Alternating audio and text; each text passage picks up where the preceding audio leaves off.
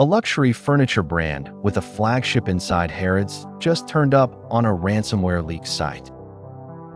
Same day, no warning, no statement. The company is Frato, family-run, from Porto, Portugal, sold from Dubai to Doha to Knightsbridge. On August 24, 2026, DragonForce listed Frato and claimed files from its entire international operation. Frato has said nothing since. Here is what is proven, and what is only a claim. Here is what actually exists. 3 trackers, Ransomware.live, Breaches Live, and HookPhish, logged the same listing. Timestamp: 1625 UTC, August 24th. Group: DragonForce.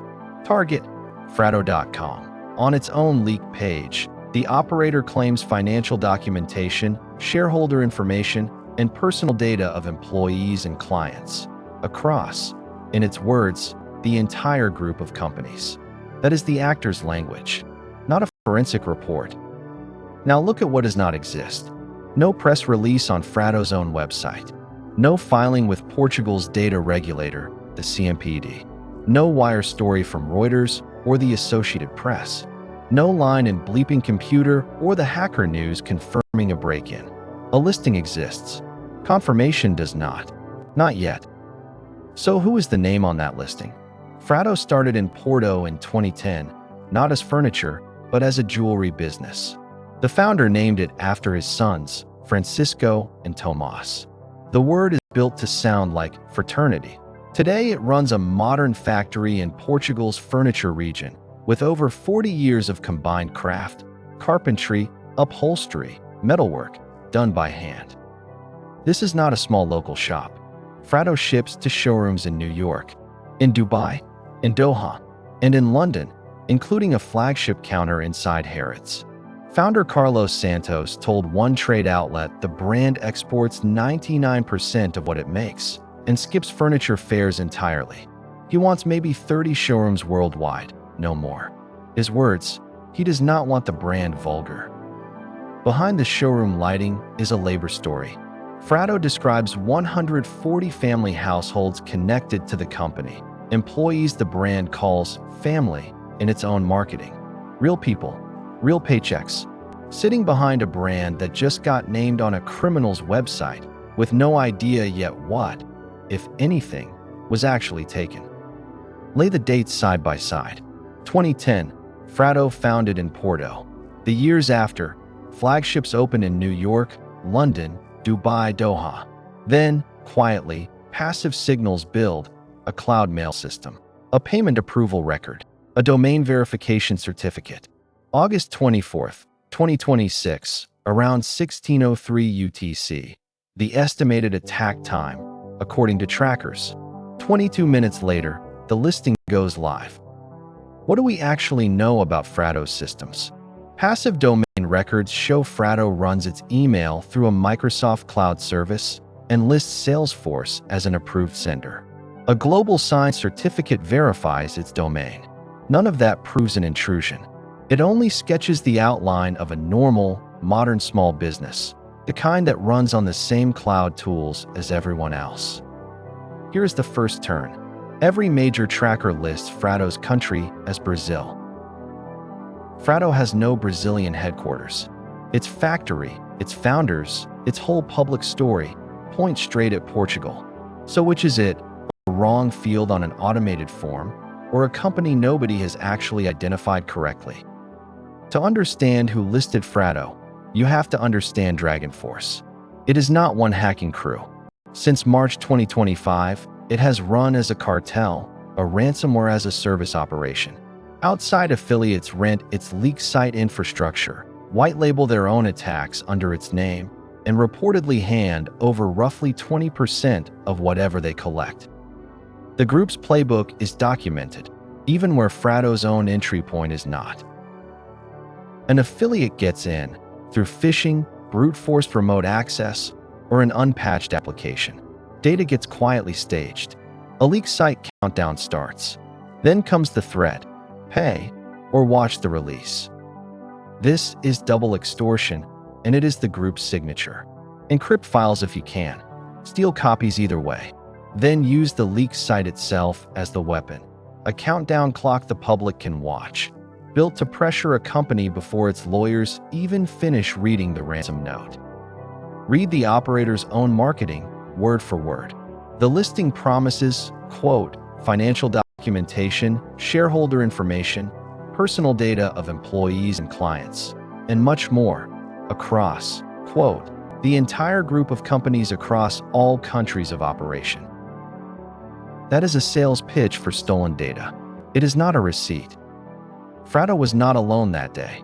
The same batch of DragonForce listings included a UAE building materials firm, a Canadian finance company, and an Argentine manufacturer.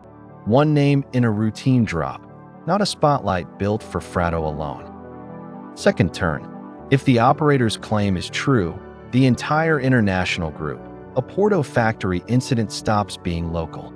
It becomes a story about every showroom, every designer, every client file, from New York to Doha.